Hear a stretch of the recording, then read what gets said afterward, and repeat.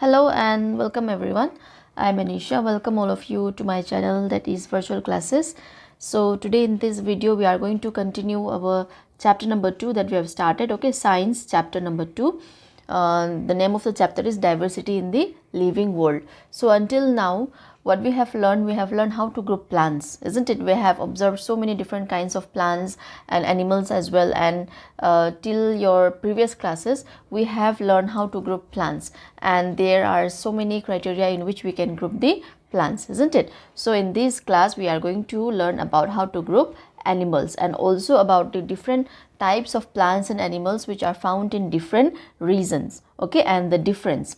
So, and yes, don't forget to like, share and subscribe my channel. And today this class will be completely in English explanation. Okay, if you want to listen the Hindi explanation, I have already uploaded the video. You can check the link in the description box. Okay, so let us start.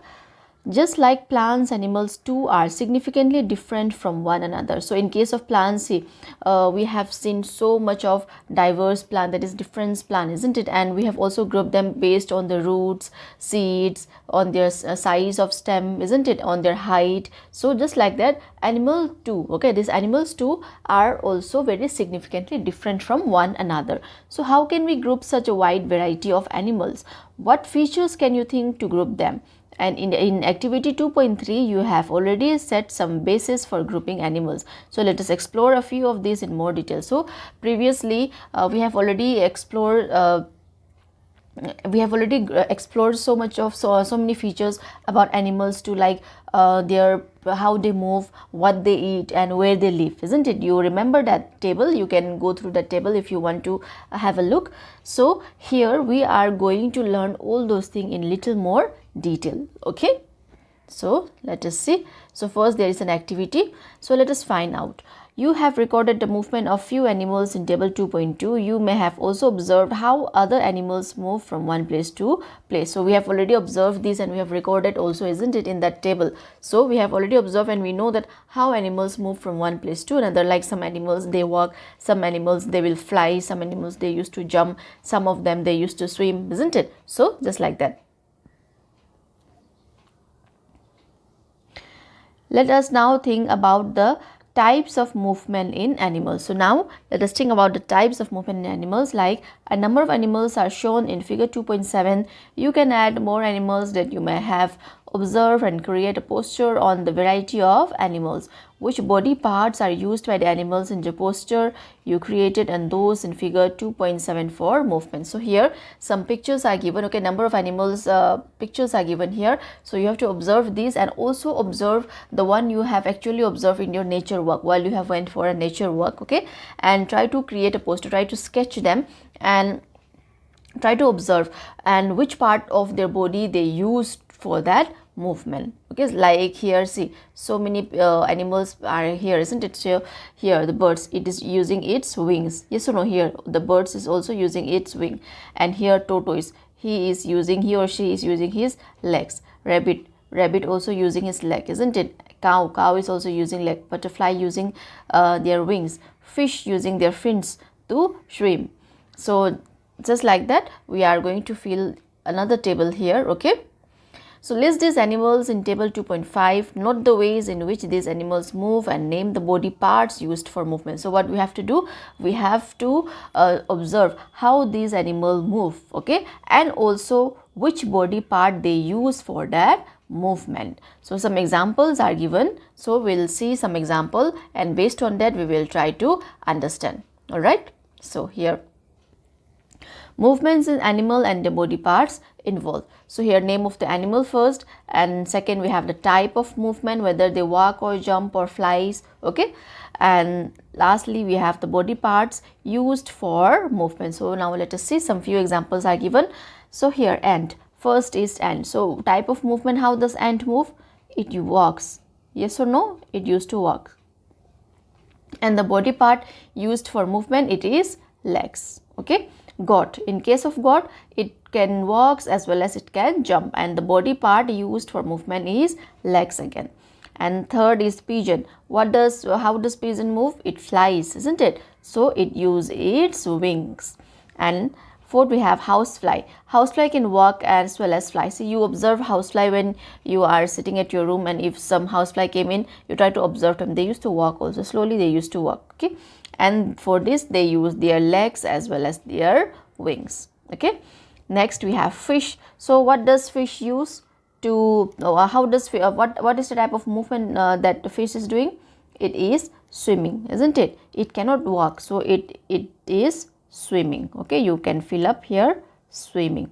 And which is the body part it used to swim? Their fins. So we will observe this in the picture as well. Okay, and you also try to observe whenever your parents bought some fish, or when you are in the market, and if you are in the market, especially in the fish market and all, okay, you can go and observe that there are fins. Okay, they have fins which helps them to move. So any other, you try to comment. Okay, comment also any other animal that you've observed and write how they move and what is the body part which they use. For example, here let me write frog. Okay, frog here. Let me write frog.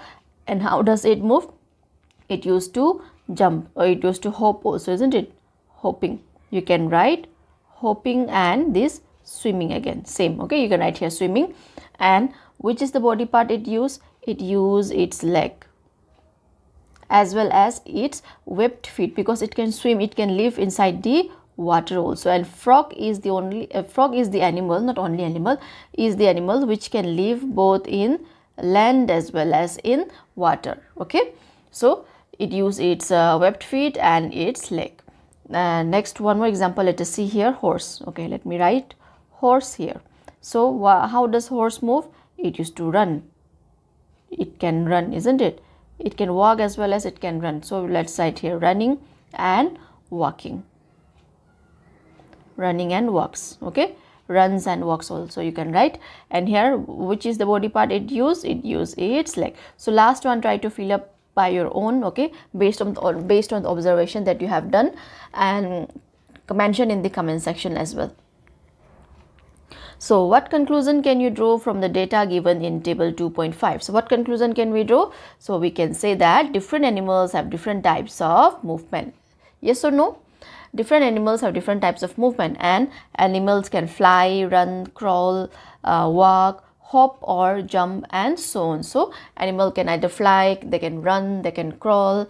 In case of a snake, you can write they used to slither and they used to walk, like they used to use their whole body, isn't it? So just like that, they can hop. For example, kangaroo, isn't it? Kangaroo, which is found in Australia, they can hop or they can jump, and so on. So these animals use different body parts for moving from one place to another. So they use different body parts to move from one place to another. Okay, where birds usually which can fly, they'll be using their wings, and birds which can run and walk, they'll be using their legs. So they may use wings, legs, and other parts that help them to move. Like in case of fish, they will be using their fins. Okay. Here we have identified animals based on the types of movement and the body parts used for movement. So we have already identified the animals which based on their type of movement as well as the parts, the body parts they used for movement. So this we can say that we have done a form of grouping here, isn't it? Not a form of grouping, actually we have done a grouping on which criteria? Types of movement as well as body parts used for movement. So how can we group animals based on their movement? Additionally, many animals differ from each other in shape, size, structure, color, and other features. So some of these features can also be used to group animals in various ways. Like plants, grouping of animals is important for understanding their diversity. So just like we have observed now, and we have grouped animal based on their movements. Additionally, okay, we have more criteria on which we can group this animal, like according to their shape, according to their size, or according to the structure, their color. Okay, just like in case of flower, we have different colors of flower, isn't it? In case of plants, and just like that, animals also you will find so many colorful animals, so many they have a different pattern in their body as well. Just like in case of plants, leaves, they have a pattern, venation, isn't it? Reticulate, venation, and what was the other venation? Comment down, write down in the comment section. We have already done this. Okay, so just like that, animal also have patterns in their bodies. Yes or no? So like cheetah, they have a stripe, isn't it? Sorry, tiger, they have a stripe, not cheetah. And cheetah, they have a dot like something polka dots types, isn't it? So just like plants, they also have a different pattern and color as well. So some of this feature can be used to group animals in various ways. So you can use this feature to group animals in various way. Just like plant, grouping of animal is also very much important, okay, in order to understand their diversity, because there are so many types of animals, so many different types of animals that that is present in and around our surrounding in our planet. So it is important to learn about them, and I hope you have learned something like about this animal, how we can group them, and we have also observed various types of animals here. And try to observe by your own also, to try to visit especially with your parents during holidays, okay. Try to visit zoo and try to observe each of the animal which are there, and try to see which body part they are using to make the movement, okay, and what sound they produce and what pattern they have in their skin, okay, their skin color. All right, you try to observe all of them, so you will understand in a better way. So next, now let us see about a scientist here who is Janaki Ammal, okay. Was an Indian botanist, okay. Botanist means who used to study about plants, okay. Dedicated to environmental work and helped to document and preserve India's rich plant biodiversity. She played a key role in Save Silent Valley movement. As the head of the Botanical Survey of India, she initiated programs to document the plant diversity of India. So she have written a number of works, okay, number of works based on the different types of plant. We have about the diversity of plants in related with the plants. Document means they have written and also have preserved, okay, India's rich plant biodiversity. Like example here, in case of Save Silent Valley, we will learn about this in your next para, okay. What was this movement? And there also she have played a very key role in preserving the biodiversity of that area, because biodiversity is very much important, because biodiversity means the variety of plants and animals which is found in a particular region, isn't it, that contributes the biodiversity of that very region, particular region. And each region have a different biodiversity, and each biodiversity will be having different types of animals and plants with special features or different features, okay. So let us see about this Save Silent Valley movement, okay. What was this, so that you will understand better. So here, success story, Save Silent Valley movement. So this is a real story of forest in Palakkad district of Kerala. It is about preserving untouched beauty of a moist evergreen forest and its rich biodiversity. So that is the forest which is untouched, means human have not cut any of the trees or any of the plants or harmed any of its animals. So the now famous Silent Valley was saved by a remarkable movement led by common people who were not even residing in the vicinity of the forest. So these Silent Valley movement, okay, it was a very remarkable movement, and this was led by the common people who were not even living inside it, because it was an untouched biodiversity, we can say, okay, untouched forest, okay, which a very rich biodiversity which is not been disturbed by any human activities. So the people who were living beside it, they have contributed in making this movement successful, along with the scientists which we have just learned before, okay. So how they have contributed here? See here, the Janaki, okay, along with Janaki Ammal, the other common people, okay. The battle against the proposal of a hydroelectric dam across the Kunji Puja river persisted for 10 years. So for around 10 years they have led this movement, okay. And what was that movement? What was the movement that actually they wanted to construct a hydroelectric dam, means from where you will be able to produced electricity, okay, with the help of water. See, hydro means water, isn't it? So here they wanted to produce an electricity with the help of water, for which they wanted to create a dam across that river, okay, and that river will be across that this Silent Valley, okay, this Silent Valley, this untouched Silent Valley, let us say. So in order to preserve that, they led a movement, okay, for around 10 years. And at that time, people used all possible available means such as widespread awareness programs, letters to editors, articles in newspapers, seminars and petitions, and appeal in court. The movement was successful in saving the Silent Valley. See, during that time, as we don't, during that time there was no internet, okay, like we can, through internet we can spread such things very even fast, isn't it? But whatever means were available during that time, like creating a widespread awareness program, letting people know about it, okay, like if they build that hydroelectric dam, what will happen afterwards, not at that very moment, but after 10 years they will be destroying the biodiversity, and when they destroy the biodiversity, what will happen? So many plants and animals will become homeless, so especially animals, so their homes will be destructed. And with that, not only the destruction, we will be only again there will be like extinct of so many animals which is actually found there. So they have used so much of awareness program, and they have written so many letters to editors so that they can print their articles in the newspaper, okay, through seminars, petitions, and appealing in the courts. So doing all that hardship for around 10 years, what they have done, they have saved, okay, the Silent Valley. All right, Silent Valley. So this was the success story of the Silent Valley. So next, let us see plants and animals in different surroundings. So now we are going to observe different types of plants as well as animals, okay, in different regions, different surroundings, different area. So you might have observed during nature walk that different animals live in different surroundings. You have also recorded movement of animal in table 2.5. Does the movement of this animal depends upon their surroundings? Obviously yes, okay. So we have observed and I also assume that you have also observed, okay, that there are different animals which lives in different surroundings. And let us consider fish and goats as example. So now two example has been taken here, okay. Fish live in water, they have a different surrounding, isn't it? And they have a streamlined bodies and fins for movement in water. See here, a picture is there.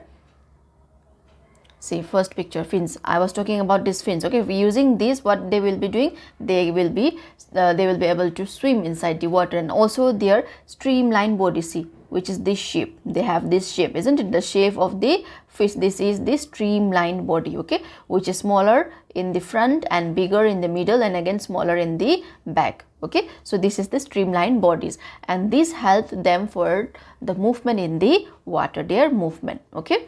So their surrounding is the reason where they live is water, isn't it? And same case again, next animal, goat lives in a grassy areas, move with the help of legs. The size and shape of animal also differ from one another. So in case of goat, see here, they live on the glen, grassy areas, especially grassy areas, because they eat grasses. So and they move with the help of their legs here.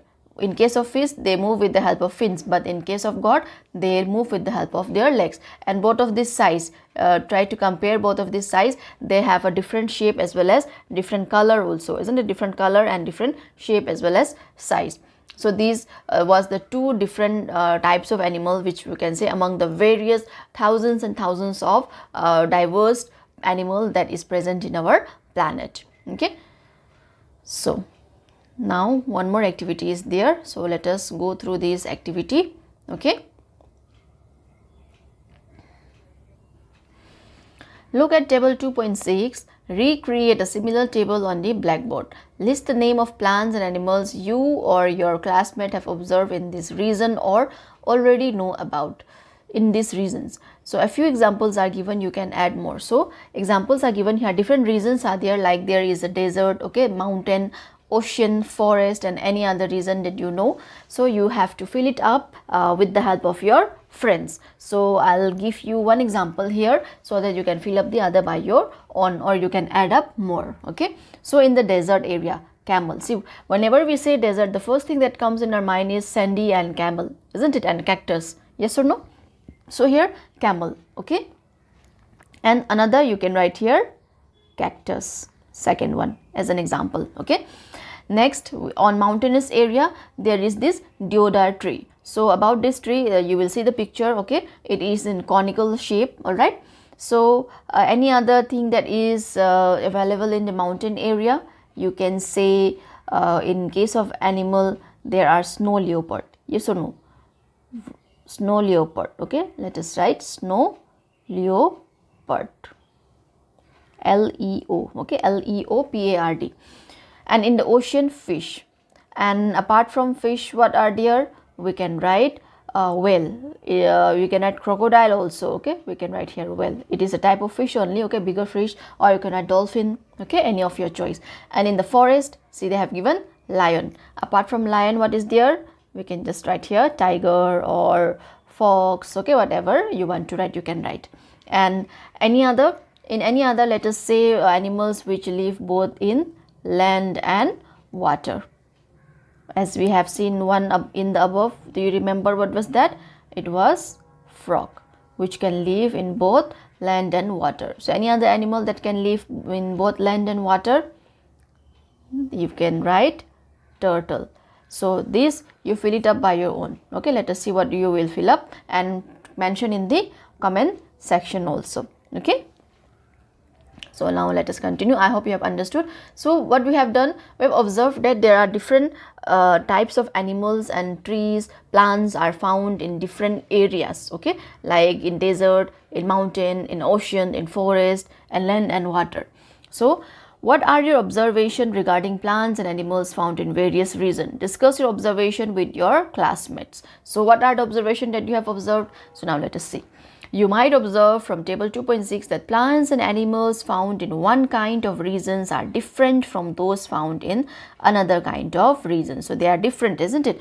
Those plants and animals which are found in one kind of region, they are different from another kind of region. For example, here cactus. Cactus which are found in desert will be different from the cactus that you will found in your grassy land. Okay, we'll see about that. See the picture also, it is very different, isn't it?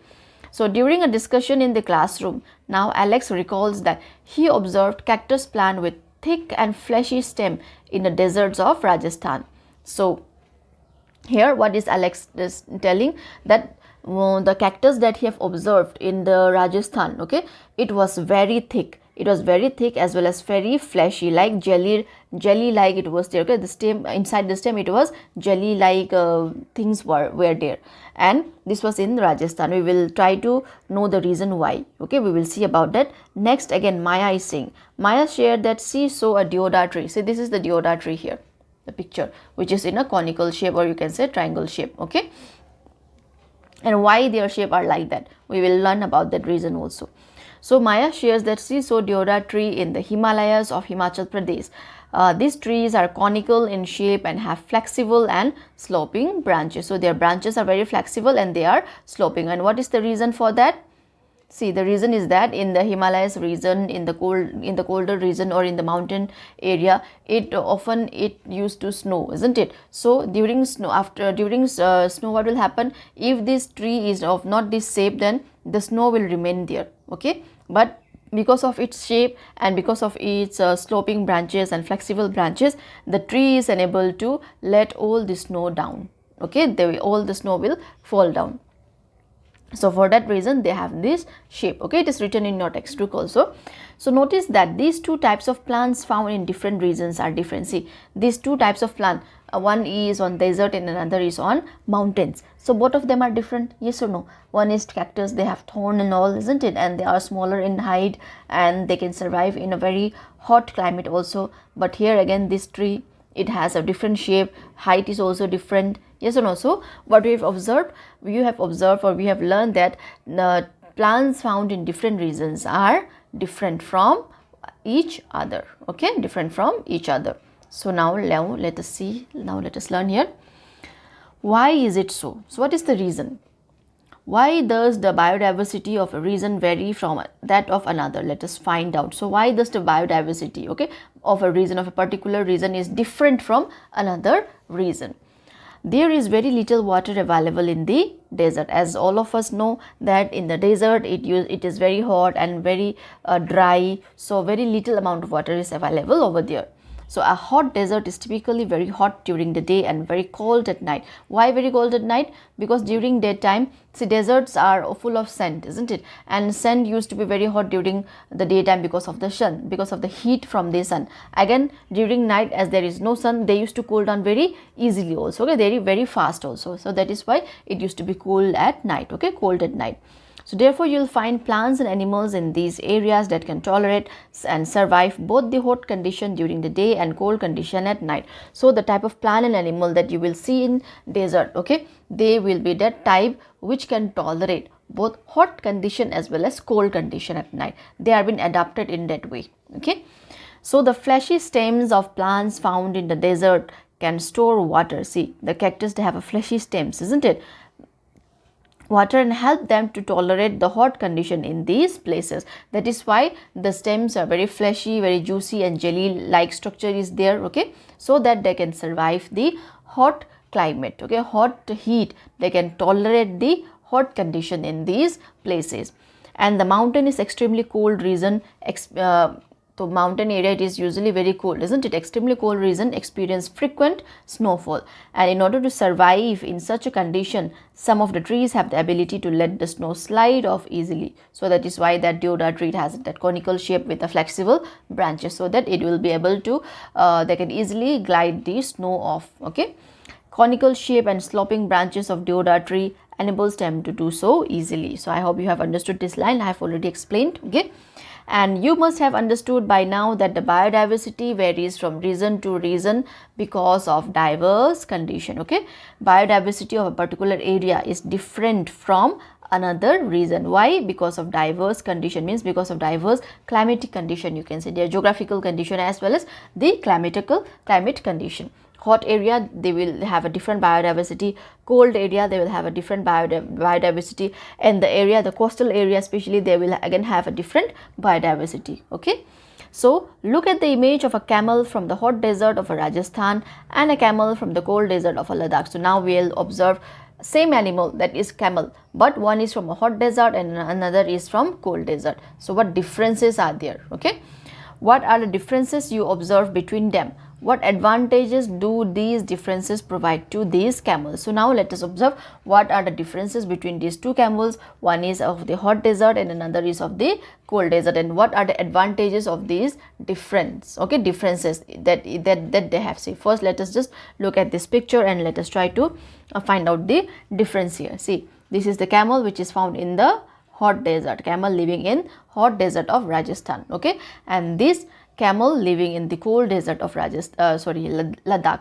See, Ladakh is a cold desert, okay, and Rajasthan is a hot desert. So see, by just looking at them, we can see so many differences. The first differences that I can see is their hump. Here one hump in case of hot desert camel, and here they have a two hump, isn't it? Another difference, they have a long legs, and their cold desert camel, they have a shorter leg. And another reason, they have a wider hooves. Here their hooves are smaller as compared to the hot desert camel. And another thing which I can see is this, the cold desert, they have this here, camel in this cold desert, they have a longer hair, but here you will not find any hair. Yes or no? So now let us see, okay, let us learn now. The camel in the hot desert has long legs, we have observed, with wide hooves. Yes or no? And Alex shares that his grandmother told him that the long legs and wide hooves help this camel to walk on the sandy desert without sinking into the sand. So the reason behind the long legs and wide hooves is that Alex shared, okay, that his grandmother have told him that these long legs of camel and their wide hooves, okay, it helps the camel to walk on the sandy desert. See, in desert it used to be very sandy, isn't it? And these white hoops, okay, with the help of that they are able to walk in the sandy desert without sinking into the sand, okay. See, whenever we walk in the sand, what happens? Our legs used to go inside, isn't it? Our legs are usually covered with sand. So if the camel doesn't have wide hooves and long legs, what will happen? They will be sinking in the sand. So in order to prevent that, they have these long legs and white hooves. Okay, and on the other hand, the height and legs of camel in cold desert are comparatively shorter than those of found in hot desert. See the height, and the legs, both of them were shorter, isn't it? In this picture, the one which is in the found in living in the hot desert, they are taller and they have long legs, but the other which one living in the cold desert, they have a shorter legs. So why? These short legs allow them to walk easily in mountainous region. So the one in the cold area, the cold desert, okay, they have a shorter legs so that they can easily walk in the mountainous region. So that is the reason. So based on the condition, climatic condition, based on the reason, they have a different feature also, isn't it? Isn't it interesting? Same case in the case of plants also. Okay, so more detail, let us see. And in desert, food is not available easily. Camels store food in their humps. Remember their humps? The one in the hot desert, they have one hump, and the cold one, they have two humps, isn't it? So camels in the hot desert have one hump each that helps them to survive during the scarcity of food, and camels in the cold desert have two humps each. These two humps shrink in the late winters because there is not much food available in the cold desert, and they have to use food stored in their hump during that time. So see, this in desert area, food is not available easily. Why? Because in the desert area there is a little availability of water, and it is very dry. Agriculture is not possible, isn't it? So that is why food is also very less. So especially for these animals. Okay, so what does this camel do? They used to store their food in their hump, the one they have like this hump, isn't it? And what happens after eating everything, whatever it is stored in their hump, again their hump will come in this shape here, just like this. Okay, it will not be in height like this, but it will be like this. And in case of that cold desert, it has two hump like this, isn't it? And that two hump will, again what will happen, the shape, it will shrink. Okay, in the late winter, after they have used all the food from there, and it will become like this. Okay, see, it's very amazing, isn't it? This camel have that feature that they can store the food in their hump. We are just compare with ourselves. Can we do that? Not possible, isn't it? So camel have that special feature with them. Okay, and so that they can survive during their scarcity of food. And moreover, they grow, about this cold desert, okay, they grow long hairs from head to neck which help them to survive the cold winters of Ladakh. So the camel living in the Ladakh, they have a long hair from the neck that we have observed in the picture also. Why so? So that it will help them to survive the cold winters of the Ladakh, and it used to be very cold in the cold during the winter season in Ladakh. Okay, so in order to survive that, they have this hair grown, okay, from their neck. So what other features can help camel to survive in the desert? So apart from that, what are the other features that helps camel to survive, as there are little water available? So other students also start sharing the observation. Now Kasi from Rajasthan says that camels excrete small amount of urine and their dung is dry and they do not sweat. Why? As camels do not lose much water from their bodies, they can survive for many days without drinking water. See, another specialty of camel is that they excrete very small amount of urine. Okay, they passes very small amount of urine, and their dung is also very dry. Okay, and they do not sweat. See, despite of in the very hot climate, they do not sweat. Okay, because after sweating, what will happen? They will lose water from their body. Yes or no? Like during the summer season, what happens to us? We used to sweat a lot and we will be drinking lots and lots of water. But in case of camel, water is not available much. So what they have to do? They have to manage in such a condition. So in order to manage in such a condition, they have this special feature with them. Okay, so they do not sweat also, so that they do not lose much water from their bodies, and they can survive in the desert for many days even without drinking water. See, they have that special characteristics with them. Okay, special features with them. What about you? Can we live without drinking water? Even one whole day also, if we did not drink water, we feels very dehydrated, isn't it? And we will start having headaches and we will have dizziness. But this camel, they can survive because of their special feature. Okay, so that was about animal living in different region. One was in the hot region and another one in the cold region, both with a different biodiversity and both with a different feature, special feature. I hope you have understood. So now let us see about plants, that is rhododendrons. Okay, so again Maya talks about seeing plants with beautiful bright flowers, that is rhododendron, see the one which you can see here in the Sola forest of Nilgiris. Here rhododendron are of shorter height and have smaller leaves to survive through the heavy winds on mountain tops. So the one which is been described by Maya, it looks like this, okay, rhododendron. And why it is shorter and smaller leaves? So that they can survive the heavy winds on the mountain top. Okay, however another again Pema, who is from Sikkim, in the Sikkim area. Okay, one is in the Nilgiri, okay, forest of Nilgiris, and another is about Sikkim. See, both of these plants are rhododendron. See, for this one is first one and this second one, but both of them looks different, yes or no? However, Pema, who is from Sikkim, mentioned that she had observed rhododendron in the nearby mountains to be taller. So even plants such as rhododendron may exhibit different features in different regions to survive the condition of those regions. So what does this show? That even plants, okay, they have a different feature. Just like in the camel, we have observed so many differences. So just like that in this plant, that is rhododendron, this is just an example, okay. They also have a different feature based on the condition, based on the area or based on the biodiversity where they are. See here, this is shorter so that it can survive the wind, strong wind in the hilltop. But here as such no winds are there, it is windy but not as much as windy in this area. Okay, so they are taller. So what we have learned, that there are difference, isn't it? Different feature of rhododendrons on two different regions. So in plants also they will have a different feature if they are from different region. So now again Sagar tells his classmates that he went to Andaman and Nicobar Island with his parents for a special event. So what does he saw there? He saw huge whales and colorful fish in the ocean.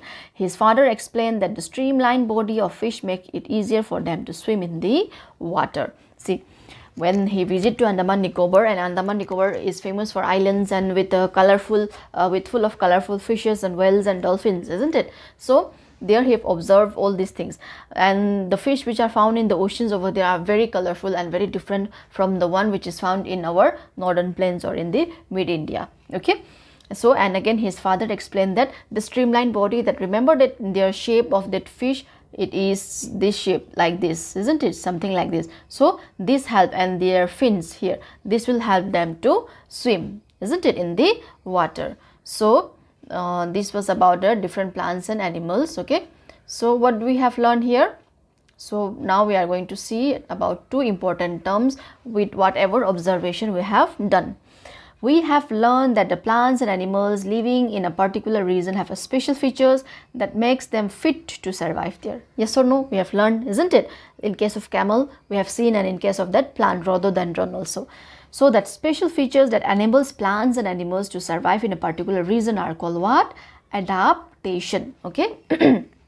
So that special features which these plants and animals have, so that they can survive the particular region, the particular biodiversity, we can also say, these are called adaptation, means they have adapted in their way. Okay, just like us when we visit any new places, for especially the families from this defense family, they have to move from place to place every 3 to 4 years or 3 to 5 years because they are posted out.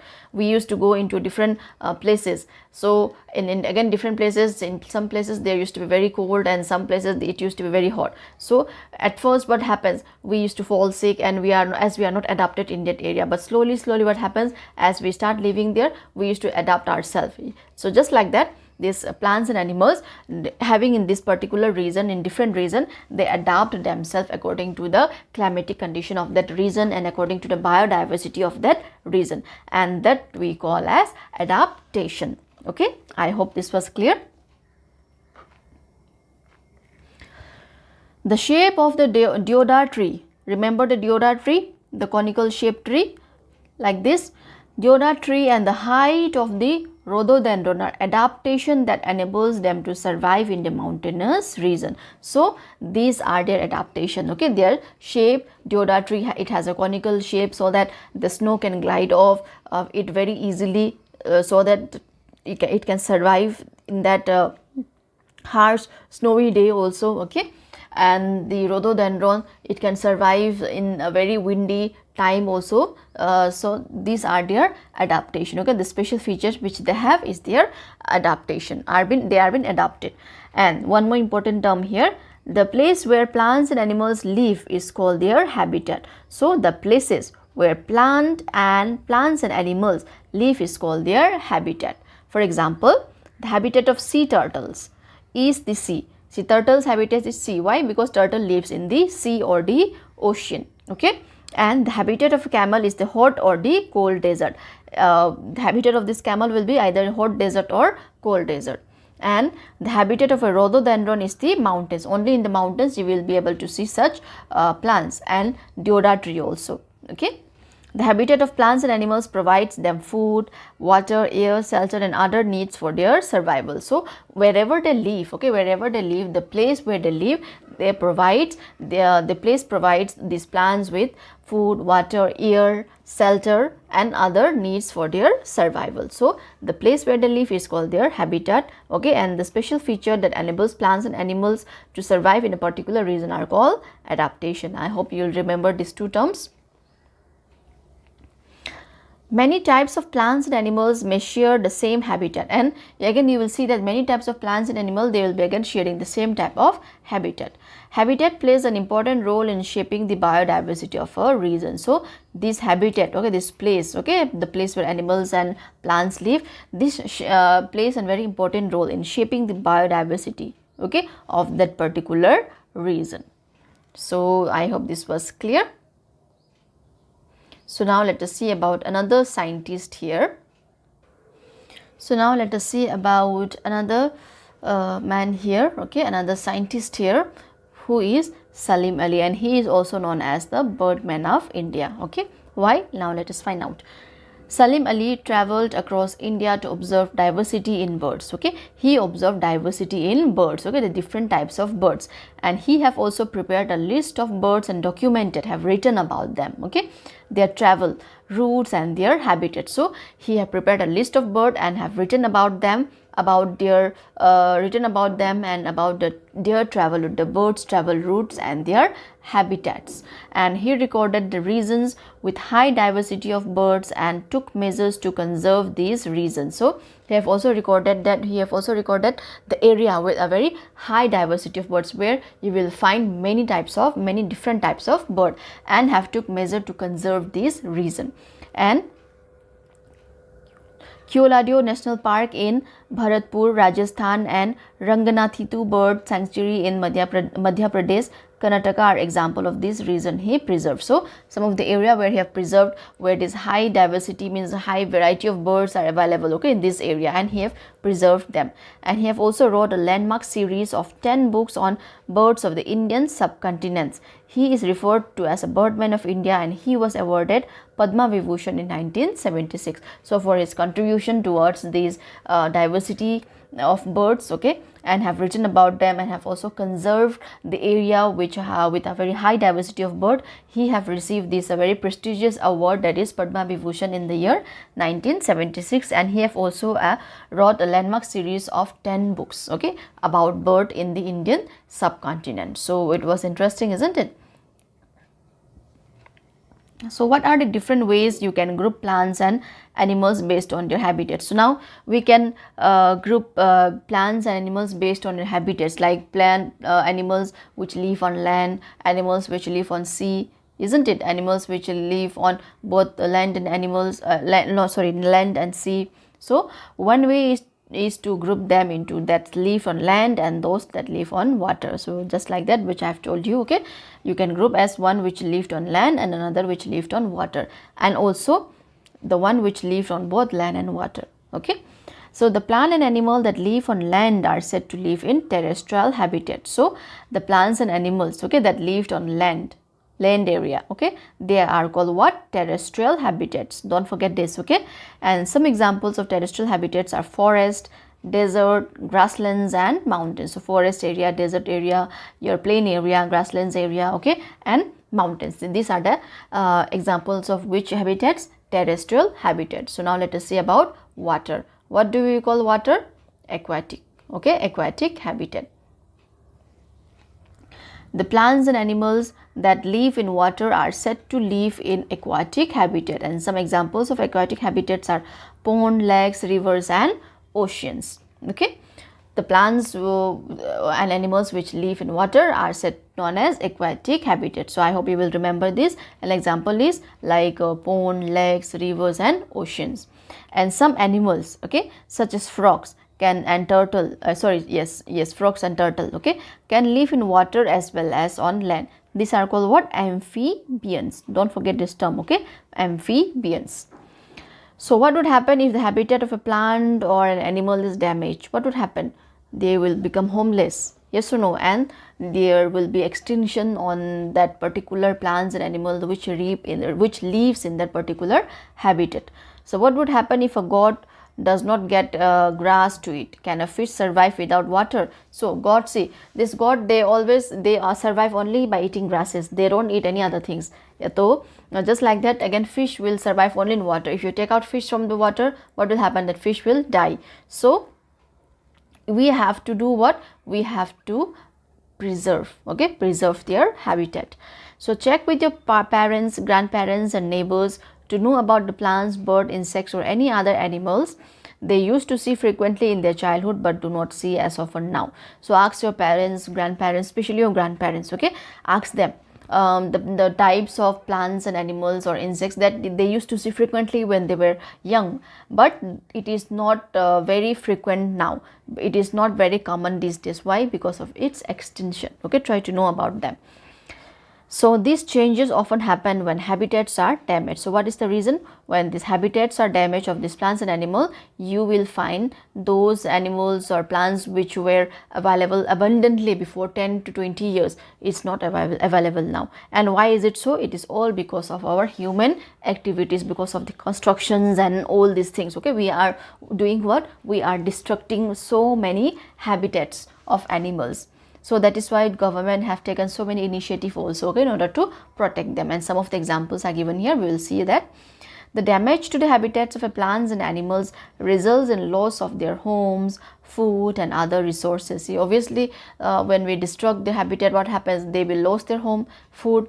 So in the area where they live, in the place where they live, they provide them food and shelter, air. So what will happen when it is damaged? They will lose everything. And some of the animals, they are been adapted to live in that area only. So what will happen if you take out that animal from that area? That animal will not live. So for example, the camel. If you take the camel, the hot camel, okay, the hot lives in hot desert camel. So if you take that camel which is living in a hot area suddenly to a cold region, that camel will not be able to survive because it doesn't have that special feature which the other camel in the cold area have. So it will be very difficult for them to live. So that is why what happened? We lose them. So this leads to the loss of biodiversity. I hope you understood. So here now let us see, okay, what are the several projects that government have taken in order to conserve or preserve these animals. Okay, so the population of Bengal tigers, cheetah and great Indian bustard have declined in India due to loss of natural habitats caused by human activities. The government of India has initiated several projects to conserve our biodiversity, and one of them is Project Tiger, okay, was initiated in the year 1973 to protect the declining population of the Bengal tiger. So the population of these Bengal tigers, the one which is given here, okay, it was declining. So in order to preserve them, this Project Tiger was been initiated and it was taken care that their habitat was not destroyed. Okay, see, if we started cutting all the trees in the forest and we destroying their habitat, where will this animal go? They will lose, and outside of that they will not be able to live. So what will happen? Ultimately they will die. So in order to preserve them, and that is why what happened, now there was a decline in population. Okay, so government have taken this initiative, okay, of Project Tiger in the year 1973 to protect the declining population of this Bengal tiger. Another is the cheetah, okay, cheetah reintroduction project here, which was initiated in 2022. Recently this was done, okay, to restore the population of the cheetah. Again, cheetah is also been very like it is in the verge of extinction. Okay, so what happened, in order to preserve them, this initiative, this project, the cheetah reintroduction project was been initiated. Okay, and similarly habitats of this great Indian bustard here, this bird, okay, have been declared as protected areas in the states of Gujarat, Rajasthan and Maharashtra. So in Gujarat, Rajasthan and Maharashtra, these habitats of these birds are there, okay, this great Indian bustard. So what happened, these have been declared as protected area, so that humans are not allowed to do any type of construction over there or any type of damage to this their natural habitat. What happen if they comes out of their habitat, they will not be able to live. So that's why it is necessary to protect them, and it is our duty to protect them. Okay, next now let us see about sacred groves. Okay, have you heard about these sacred groves? Traditionally protected forests, sacred groves. Sacred groves are undisturbed patches of forest. Okay, so what are sacred groves? They are the undisturbed, the untouched area of a forest. Okay, untouched area or patches of a forest, and their size may vary from quite small to very large. So sacred groves are found all over India. They are home to different kinds of plants and animals, including numerous medicinal plants. So these are available all over India, and as it is untouched, okay, so many medicinal plants, so many animals are there. So means they are living in their habitat. Okay, they are in their own habitat, in their own biodiversity, we can say. The picture which is shown here is of sacred ghats. Okay, sacred groves from the Western Ghats. That was a mistake, Western Ghat.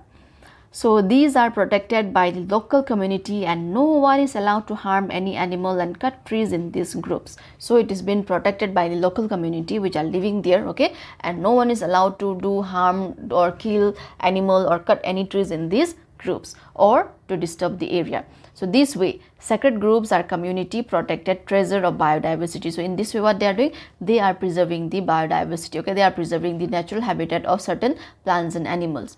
So find out about the sacred groves in your region. So find out and write down in the comment section. Okay, what you were, and also comment down from which state you are watching my video. Okay, let me know my students are from which area. So comment your states. Okay, and also the sacred groves if you know.